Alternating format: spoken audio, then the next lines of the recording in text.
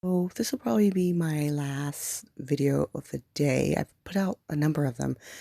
I just needed a purge. I feel great personally, but I just needed a purge. Um, the math is not mathing, and I'm intrigued. So there's two floating arguments that they either need more white babies, which we know is a true thing, and they need more workers, which we also know is a true thing.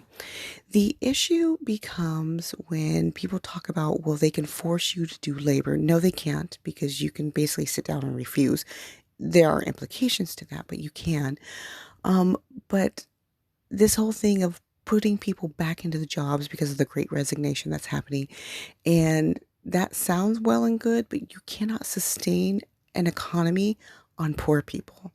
Not to dog poor people, because you cannot depend on the very rich and you cannot depend on the poor. It's the middle class that sustains capitalism and a society at large, because people who are in the middle class will buy a car every so many years, they'll buy a new house, they buy clothes every school year. Poor people don't buy extras, they buy the bare minimum. So if they try to keep us poor, or everyone poor, then they have the bare minimum. And also, especially with when they say they want to lower wages, also those children being born within the next few years won't be of age to do anything for 18 years. So you might put people stressed out who will alleviate that stress some way or another, but it's not going to give them the ideology and the lifestyle. Then when you look at it from a point of view of race, they're beneath replacement level worldwide. So I totally understand that. But I find it very interesting that the focus is very race based, to a degree, right when Black people are having their great awakening, the great spiritual awakening, which is a very big energetic shift. And yes, other people are awakening, but it's a very big deal for Black people. And you've had leaders in the past talk about Black unification as a threat.